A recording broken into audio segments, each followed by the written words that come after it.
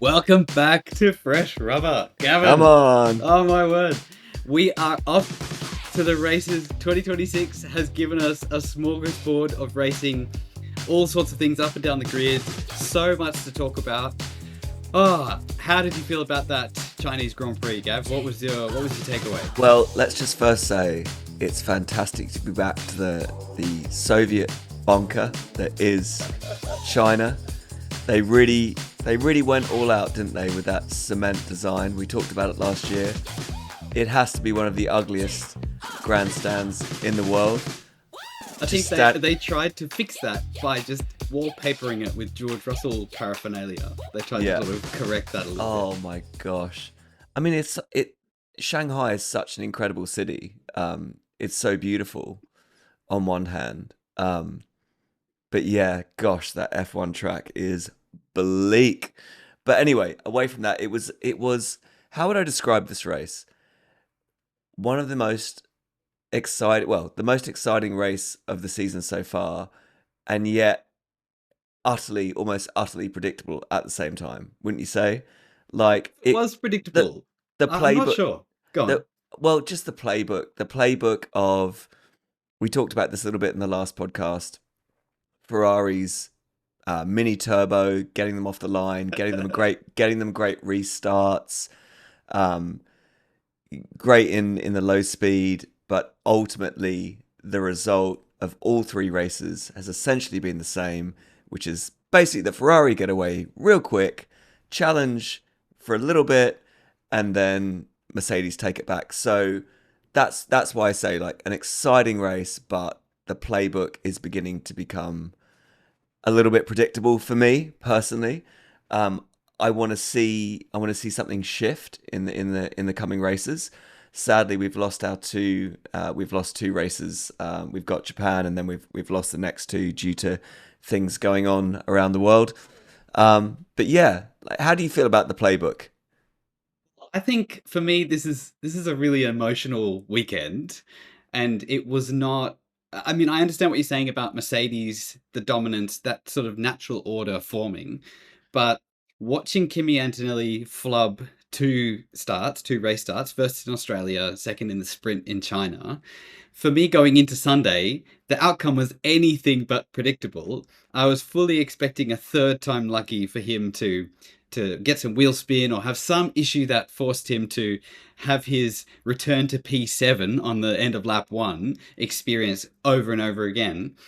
I was hoping that he would pull it off. You know, he is now the youngest ever F1 Grand Prix pole sitter.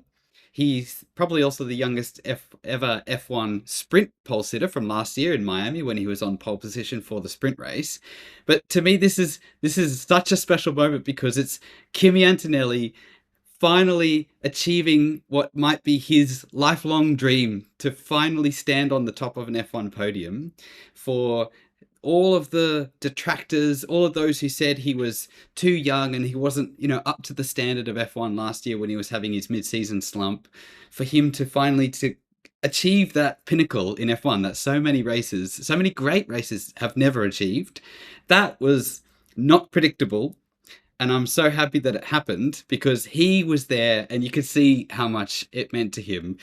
David Coulthard was trying to interview him after the race, and on global media in front of the entire world, he was unable to contain his emotion and the tears flowed freely. For me, that was a special moment, and I was not sure that we would get that at the start of the race. Then the natural order, of course, is upset because the two McLaren drivers just didn't show up. There was a McLaren-sized hole on that grid. What are we to make of this battery energy weird formula that we've got ourselves into? So Antonelli on the top step, McLaren not showing up. What else have we got? We got Hamilton back on the podium, his first ever Ferrari podium. What more could you want, Gav? This is 2026. In terms of stats, it was a pretty epic weekend. First Italian to win in 20 years.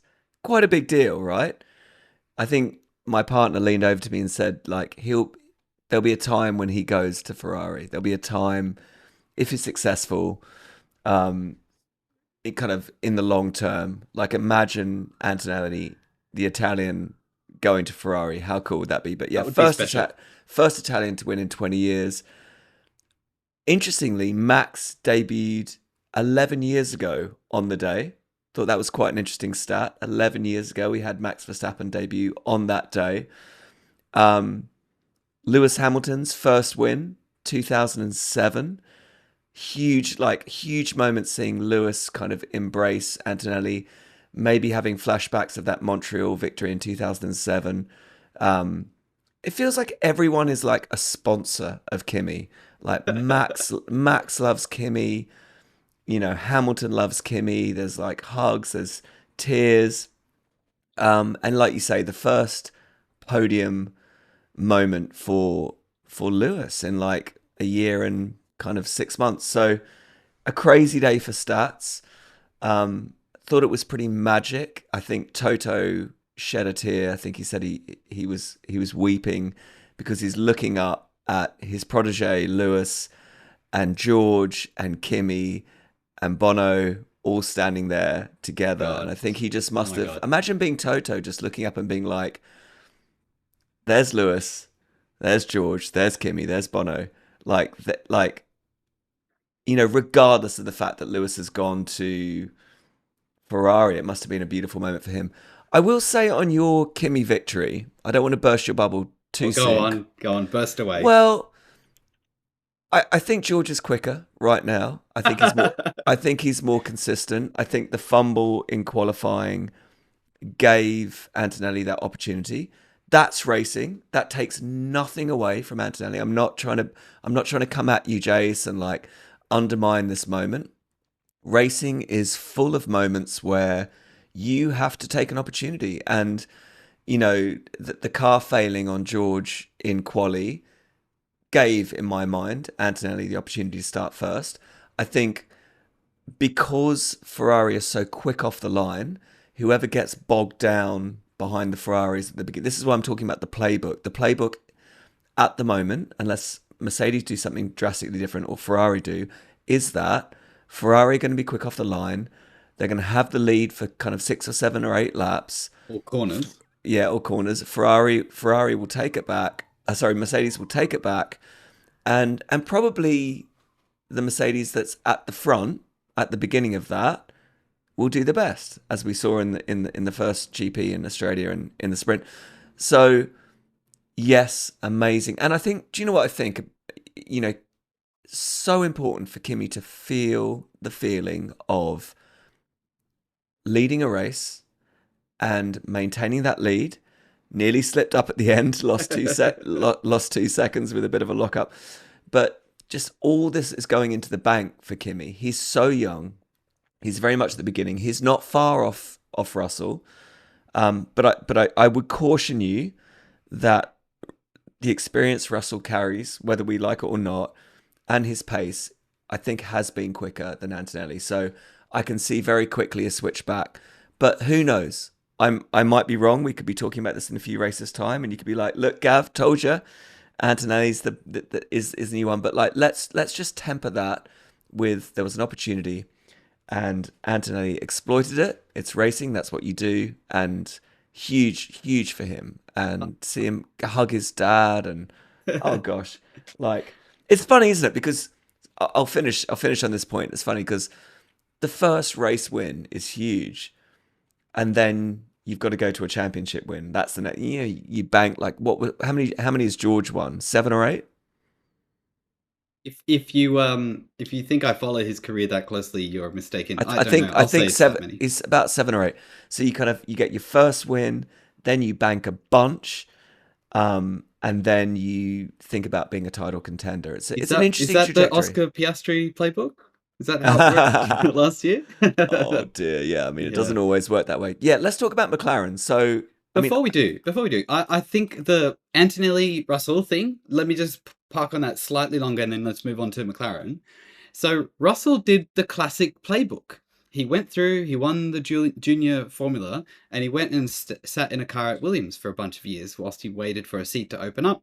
Bottas was given the goodbye, and George came in, sat alongside the GOAT, and pretty much trounced him. So he did the sort of the traditional playbook to get into a top team. He sat in the junior team and then came in. So for him, he feels like, I've done my time. I saw off Lewis Hamilton. Yes, this young guy's here, but this is my champion. My This time. is my championship. My time. It's I've earned this. And Kimi did the complete opposite. Not only did he skip one of the championships, he didn't race in Formula 3. He went from Formula 4 or the Formula European straight into Formula 2. So he skipped one of them because he was so good. And then he didn't even bother doing the years in the wilderness at Williams. He went straight into the top Yep. team. Unheard So of. this is sort of Kimi Raikkonen like territory. This is Max Verstappen territory. So to see him struggle and to see him have flashes of brilliance last year, but not quite get there, would have been difficult for him. And I'm sure he needed the arms around him throughout the season. But come this year, Toto's feeling pretty good because he's got his young buck who's there alongside George Russell. Kimi's feeling pretty good because he's finally got that race win under the seat. George Russell's probably feeling pretty good too because he still feels like he's got it under control. And I think this is the best place for both of them because George still probably feels like he's the faster one. I think you're right, as you say, like he's got the edge. But given the moment, given the opportunity, Kimi isn't going to let it slip through his fingers. So I think this season's got interesting championship tension written all over it with those two. I can't wait to see it played out. So let's I, talk. I want to I want to talk a little bit about Lewis because I think we kind of skipped over that quite quickly. Huge. I mean, it feels like I think Jacques Villeneuve said, like when you see Lewis has two modes: depressed and angsty and moody, or he's got a fire in his eyes. And Jack was like, he's got a fire in his eyes. He can be unstoppable when he gets that. And I thought, oh gosh, that's really interesting to hear someone talk. I think we all know it, but he has come out of the gates roaring or prancing like a horse this season. Said. It is meaningful that he finally got the better of Leclerc. It's also meaningful, I think, that he learned a lesson after the first two races. And I think that lesson is, I'm just as quick as Leclerc in this new machinery. I've got my head around it.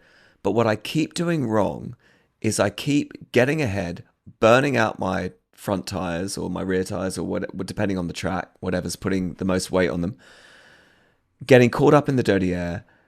And I end up just giving it back to old mate Leclerc, who actually qualified behind me. And that I was sitting there all through the whole race being like, Lewis, please don't qualify ahead of him again and give it back to him.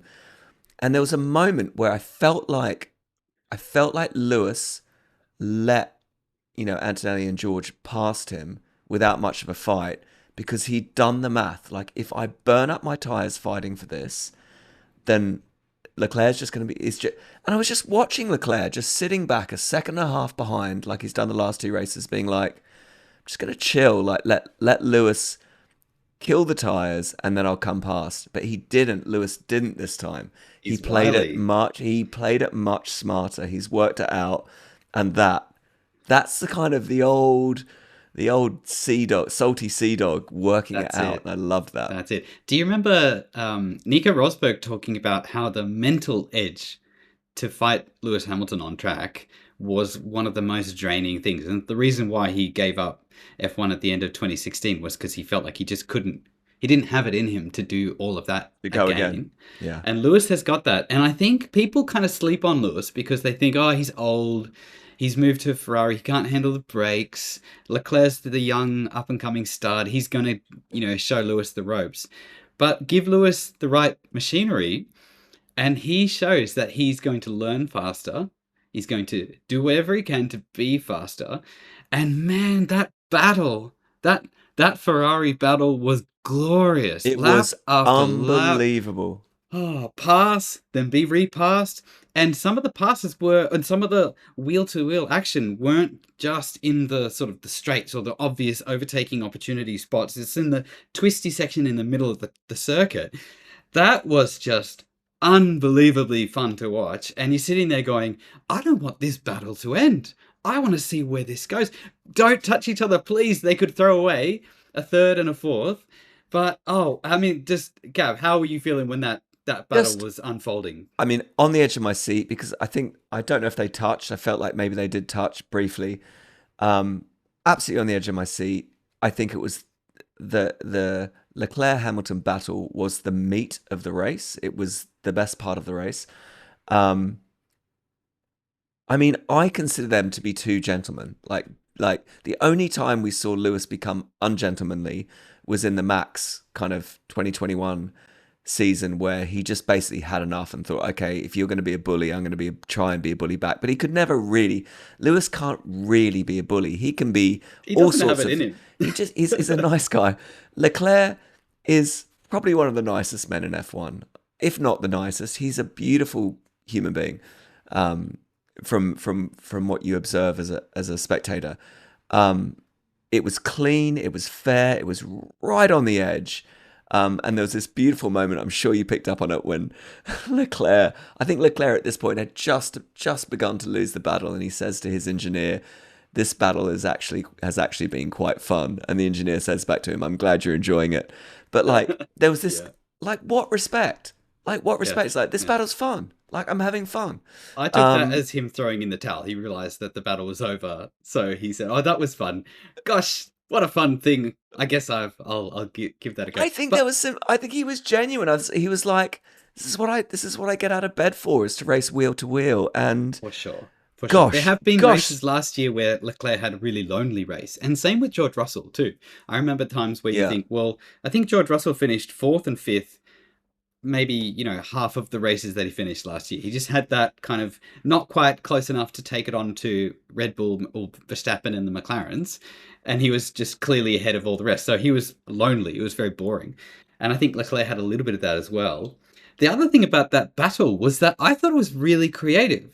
It was they were both trying to figure out different places to try and execute an overtake, different energy deployment strategies, yes, and different sort of do you try and get through? Do you remember there was all the DRS line games from a year or two ago where they were trying to sort of go past the DRS detection point just behind the lead car so that they would get DRS for the next straight, and yeah, that was the gamesmanship at play.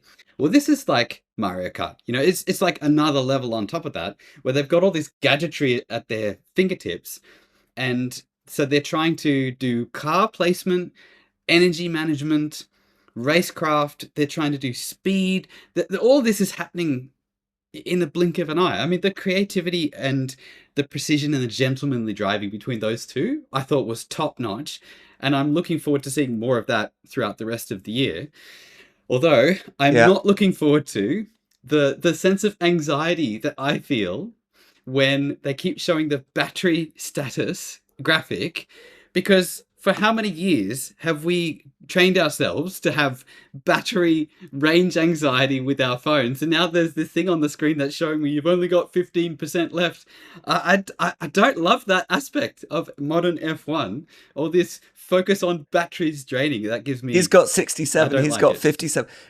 You're right though. Like we've got the privilege as spectators of watching these drivers kind of learn in real time, because what's so unique about F1 is that once you've done your testing and your preseason testing, and you don't get to go and take those cars around a circuit and what you've got to work it out live in front of millions of people.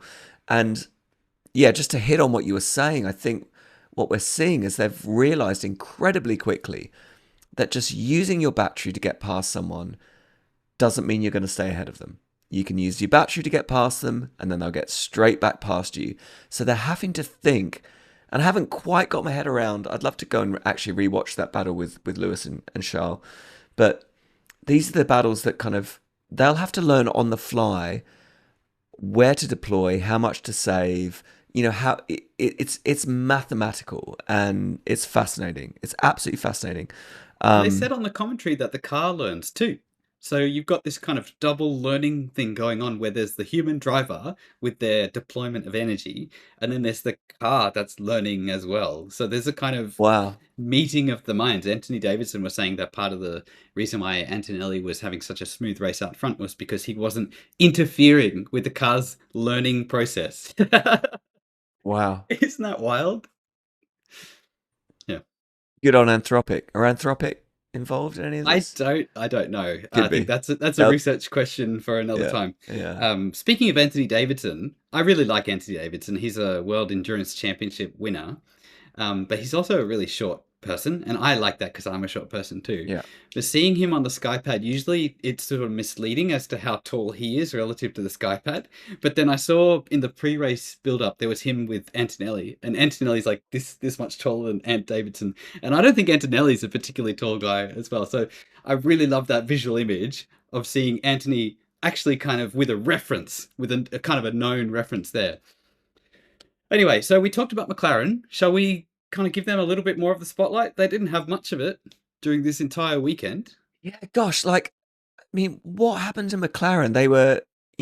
They seemingly kind of obviously the third fastest team or somewhere there or thereabouts, um, in Melbourne, and then the sprint, and then both cars They qualified have fifth and sixth in yeah, China, so it's yeah, pretty yeah, much that. yeah. Yeah. Both cars have an electrical issue, and unfortunately, it's not the same issue. Apparently, that the issues are different. So I don't know how you go from the sprint to being moderately competitive in the field to having two cars. I just was just standing there like watching the empty grid boxes, just being like, what has happened? And you kind of suggested maybe they put all their eggs in last year's basket. I don't know. You don't know. We don't know if that's the case, but they've got the Mercedes engine with this amazing compression ratio that, the 18-to-1 compression ratio that Mercedes are clearly benefiting from. Is it the chassis? Is it the engine? Is it well, it's not the power unit. Is it the chassis? Is it the aero? No, it's the wiring. It's the electrical. Something in the way that they've put that car together technically is not working. I think they're just trying to maximize efficiency. So they've had two different electrical issues so that they get all the learning from fixing two different electrical issues. Getting Whereas out of other the way. You're teams, saying getting out of the way. yeah, other teams would have spaced it out throughout the year and they would have had to deal with that mid-season when maybe there's a bit more points on the table. So I think it's smart from McLaren to just kind of get it all done early in the season, wrap it up. I mean, Lando looks chill because look, he's done. I think if you're an F1 driver, if you get your one, you're like, if I never get another one, I've got one. Maybe that's not the case, but like, no one can ever take that away. Piastri, on the other hand, must be feeling devastated because he, had the championship in his hands by a country mile last year. Wiped out in Melbourne into the wall on, didn't get to, did okay in the sprint in Shanghai, and then just didn't even get on the grid. He's not run a race. He's only done a sprint. He's not done a full race.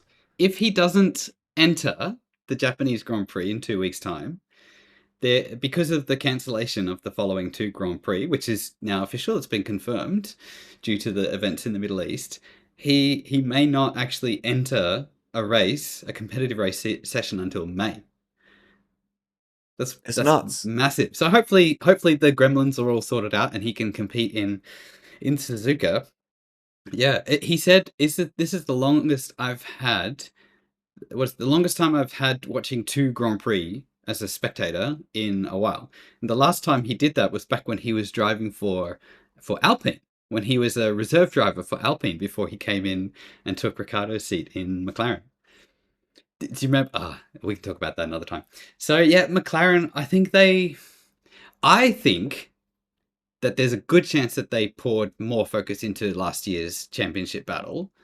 Whether or not that actually resulted in things like engineering deficiencies, probably unlikely, but the focus of the team, I think, from the outside, just my opinion, must have been on how they can make sure that they don't fumble the ball and that they win the 2025 Constructors and Drivers' World Championship.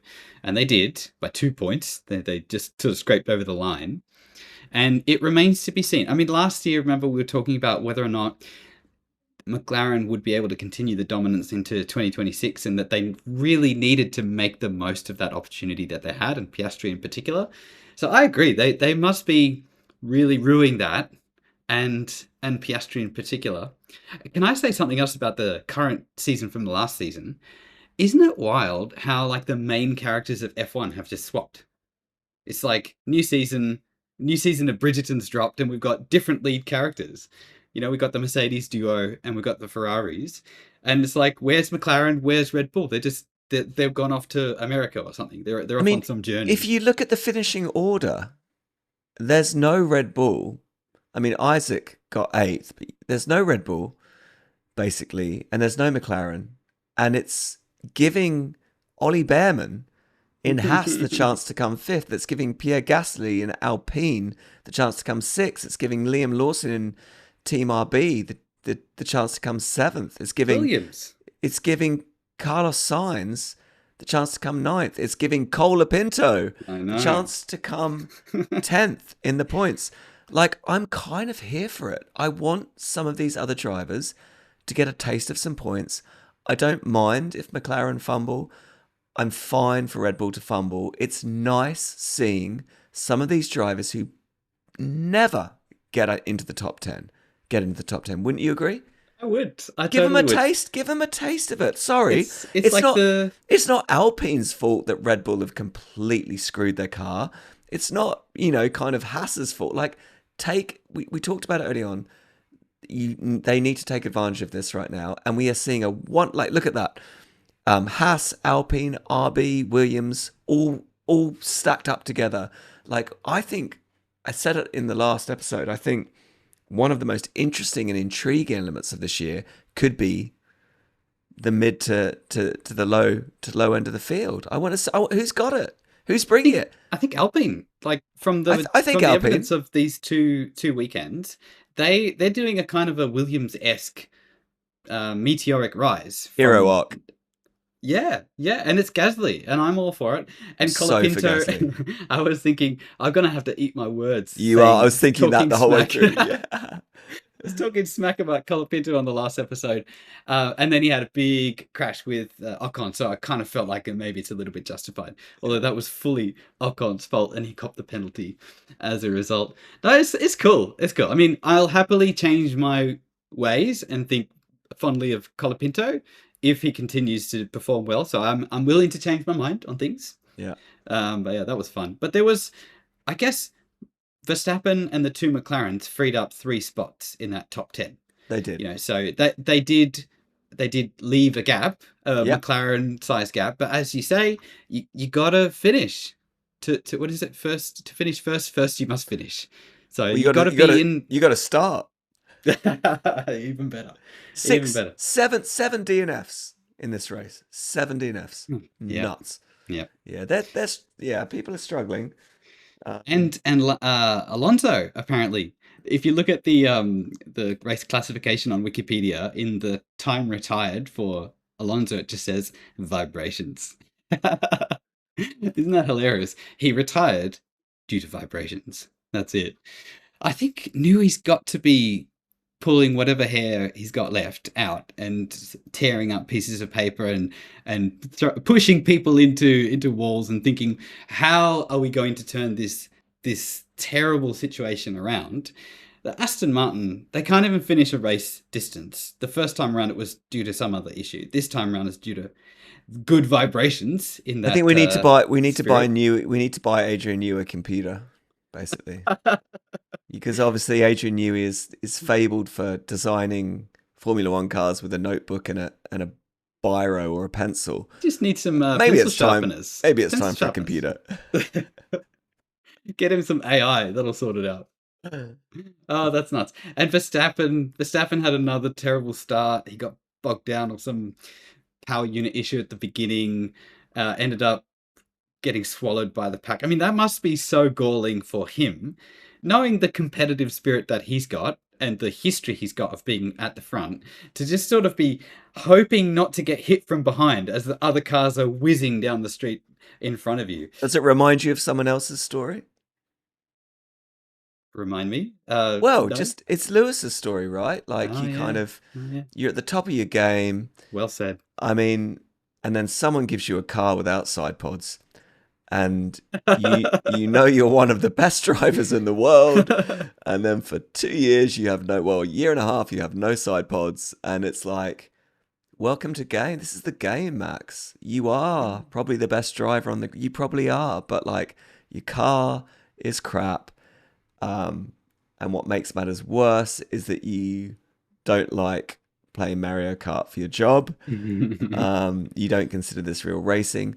I mean, the thing I like about Max, look, I'm a Hamilton fan, love him, but he Hamilton really takes himself a bit too seriously. Whereas I think Max can still just be like dry as you like, still make a joke. I think he said, I think when asked before the Grand Prix, what his hopes were, and he was like, "Oh, I really hope we finish in front of the Alpines." Like that Oh, was, I mean, well. that just says it all. Like he's still got this sense of humor. I don't think he cares. I think he's cold as ice. I think he's hilarious. But Can I tell yeah, you why I think that's extra interesting, finishing in go. front of the Alpines? Why? Well, there's been rumors that Horner is linked with Yeah, Alpine. yeah. So of course Max wants to finish in front of the Alpines, and years ago when Max first joined Red Bull had a Renault engine. It was a Tag Heuer engine, but it was a Renault powered Red Bull. And that was really the reason why Ricardo left Red Bull, was because the Renault engine. Oh, that's confusing because he went to Renault, but the Renault engine and the Red Bull reliability basically folded the 2018 2019 seasons for Red Bull. And so I think, Verstappen, he probably has a bit of a bone to pick Yeah. against a good old Alpine, and he doesn't want them to succeed. Hadjar will be disappointed as well because he showed so much strength in the first race in Melbourne in terms of, kind of I think he'll be feeling like I've just arrived at Red Bull. I'm showing that I can, if not beat Max, stay very close to him. And now the car feels like it's going backwards, like deeply frustrating to Hadjar. He was apparently very upset with Kimi for kind of getting run into by Kimi, and I think Kimi went up to apologize, and Hadjar didn't even want to shake his hand. Just went like, go away, basically. So I think, yeah, I'm feeling for Hadjar because I think he's another incredibly gifted. I don't know if he's in the same league as Kimi, but No, we'll never. no. Well, you don't know. I I mean, do. I know. That's okay. But yeah. let me ask you this, Gav. Do you think that that's a sign of the man? That when your opponent who wronged you comes up to commiserate and apologize, and you sort of snub them, do you think that's a sign of the man, or is that more a heat of the moment thing, and afterwards he would act differently? I don't know. I think Kimi does have a bit of a habit of doing some very rookie errors, and so it's not the first time Hadjar's had issues with Kimi on track. I mean, Kimi's young, but also it's serious for everyone out there. I don't know. I mean, who knows? How will we know? But I think no. I'd love to see Hadjar and Kimi in the same machinery because I actually think they've probably got a similar level of skill. But yeah, we'll have to wait for that because the Red Bull is not working. Whereas Kimmy's been given the best car on the grid by a country mile. He's earned it. That's what they say. Best car, best driver. Sorry, the good drivers get the better cars.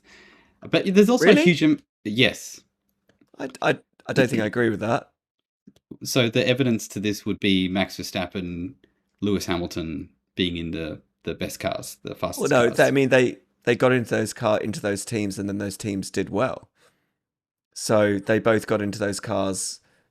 Max got into a Red Bull that wasn't great, and then stayed with the team, just like Lando got into McLaren that wasn't doing very well, stayed with the team, and then your team comes good. I agree that like great drivers get given bigger opportunities, but Hadjar got given the opportunity to go to Red Bull, which last year was challenging for the championship. So yeah, I think Yeah. Stand corrected. Well argued. I take the point. What I was going to say is that we have seen Antonelli and Hadjar in equal machinery, or in very similar machinery when they were in F2. And it was Hadjar who lost the championship at the very last race in Abu Dhabi when Gabriel Bortoleto beat Went him through. Yeah. 2 years ago. Yeah. So, no, I take your point. I think where Hadjar will feel the positives is that, unlike his predecessors, he seems to be on a par with Absolutely. Max. Absolutely. And that's got to be, even if you've got, like, all the mechanical issues would be frustrating, but the performance is there. And that's the thing that he can be measured by himself. Mechanical issues notwithstanding, unless it's him breaking the car with the way he's driving, which seems unlikely. Yeah. The mechanical issues are like a team problem, but if the performance gap is there, like we had with Sonoda, then that's when questions start getting asked. And for Hadjar, it doesn't seem to be the case. That's Yeah. good. Yeah. Yeah. But I've seen angry Hadjar many times before, back in his F2 days. So Really? for me, Tell it's like, it. it's like the number of times. So um, he was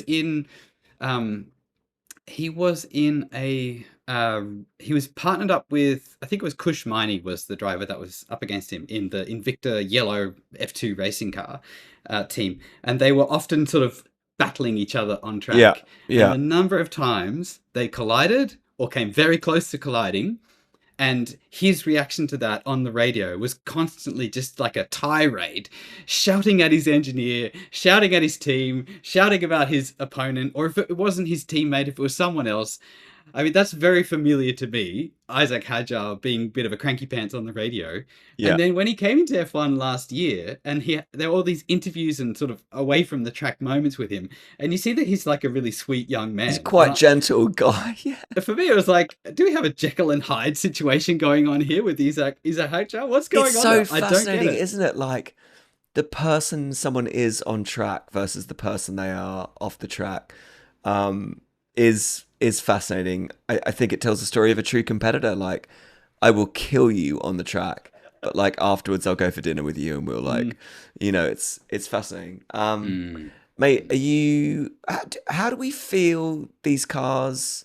I don't know if you've looked into it much, Jace, but how do we, knowing that we now know that this electrical deployment is going to change circuit on circuit. In Albert Park in Melbourne, there wasn't much super clipping. There wasn't much electrical energy to harvest because it's such a quick track. You're at top speed for a lot of it. And then we got to really have fun in Shanghai because there's so many corners you can harvest left, right, and center, super clip, fill up your batteries, deploy. What do we think about Shanghai, our next race in a couple of weeks? Have you had a look at the track, Jace? Have you kind of run it through your supercomputer brain? Have you kind of considered, is it going to be more like Albert Park, or is it going to be more like Shanghai? That's such a great question. I think parts of it will be reminiscent of Shanghai. I think the middle sector, where we Quite saw quite a twisty. lot of overtaking, like unusually a lot of overtaking happening there, or at least battles happening there in the Grand Prix. That opening sector in Suzuka where there are the famous S's, Yeah. that I think is going to be an area where we see overtake opportunities. And if that's the case, it will be, I think, a testament to this formula being a success, because in the years gone by, as the cars have gotten bigger, more aero washes come off them, the Suzuka circuit, I think I've been a bit worried about, because it's kind of less, the racing hasn't been as good. It's been really difficult to actually have long battles that last lap after lap. So on the evidence of Shanghai, I think that opening S section in Suzuka is going to be super interesting, and I'm hopeful that we get a few kind of like side by side battles going Oh, through can that you section. I think imagine? that'd Can you be imagine? special, very special. It makes me think Uh, about Monaco. It, like, as you're saying that, I'm Ooh. just like, wait a sec. Could Monaco actually be a bit fun on that first straight with all that super clipping in the kind of the chicanes, because there's all those chicane. There's the chicane, and then all, like, could we actually start seeing some more overtaking on that opening straight in Monaco? I don't know. Could we see some overtakes in the tunnel? Like, you're winding down the hill all the way down. Right. Will we see cars going side by side through the tunnel in Monaco? Like, I mean, that's tantalizing isn't right it there. tantalizing? Wow, that tunnel is super Let's scary. just pretend that's going to happen, shall we? Do you remember, speaking of Hadjar, when he was in F2 that year in Monaco, there was a moment where one of the competitor cars was driving very slowly through the Yes, tunnel, it's and he famous came moment. along at like racing speed in a, I think it was a quali session or a practice session, and the reflexes to be able to avoid hitting that car and then not crash at that moment. And we saw that in Wow. Shanghai again, Wow. didn't we? Not quite as dramatic, but pretty dramatic. When was this? There was a moment, oh gosh, it's completely slipped my mind who it was, but one of the drivers, yeah, like was absolutely pelting down on the back of someone and just did this little flick to the left and the right, and the whole, like, the commentary box just went nuts. It was millimeters away. I think their reflexes are just insane. Like, it makes me wonder what training they do, because that's not just driving. That feels like training. I know they hold the balls up and drop the balls, but like, there must be so much reflex training for these drivers. There must be so much going on for them that we're not privy to. I'd love to. Hmm. I could I watch a think documentary about that. you should watch some Drive to Survive. I do watch Drive to Survive, and The I thing think that Drive to Survive is getting worse. okay. The thing that I think is the like awkward thing to watch when you think about driver training is all the neck training. And Yeah, they've got these sort of fancy things that they put around their yeah, and they heads, pull their and then heads. they pull the head in Yeah, that different direction. They look really weird. Apparently, Damon Hill, who's the 1996 world champion for Williams, the way that he used to do it back in the day before it all got proper and modern and official was he would be watching TV, and instead of watching TV like this, he'd sort of be sat on his couch and he'd like have a helmet on with a weight attached to it. So he'd sort of just be watching TV like this. Yeah, yeah. it's I funny how love the I love sports moved watching on. Formula One drivers go to black tie events and then try and get the collar button done up because they've got a neck that's kind of like the size of a tree trunk. It's as wide Um, as their heads. it's it's absolutely nuts. But yeah, on the Drive to Survive thing, obviously Drive to Survive was a massive gateway drug, and I'm grateful for it because it's brought so much attention to the sport. The sport is absolutely flying. But I heard someone talking about it the other day, and they were just like, the greatest thing about the first two seasons of Drive to Survive is that the drivers and the team principals and the pit crews and the managers, they knew Netflix were there, but they kind of didn't realize how good Netflix are at getting, sneaking a little camera view down a corridor. So you capture these beautiful moments of like anger and frustration and fights and arguments, and that's all gone now. Like, it's all been fully sanitized, and now we have to watch George Russell on a yacht with his shirt off, diving into the ocean with his girlfriend. Which I'm convinced, by the way, that he said, like, guys, can we just? What I'd like in this situation is to have my shirt off and just to be lying next to my girlfriend. She'll be wearing this. I'll be. It feels highly curated, and I will still watch Drive to Survive because I like recapping the previous year. But it has lost some of that rawness, hasn't it? Hmm. I wonder, you just made me think, what's happening with Yuki? I wonder what he's up to It's these reserve days. driver, isn't it? Oh, that's right. Thanks. Yeah. Thanks for reminding me. So basically, oh, oh, doing nothing. you just reminded me of something. So Perez and Bottas. So Perez and Bottas are now teammates at Cadillac, Yeah. and they came together. They hit each other at the Yeah. start of the Grand Prix, and the commentary reminded me that the last race that they were in before Perez left Red Bull back in 2024 in Abu Dhabi, Perez and Bottas clashed.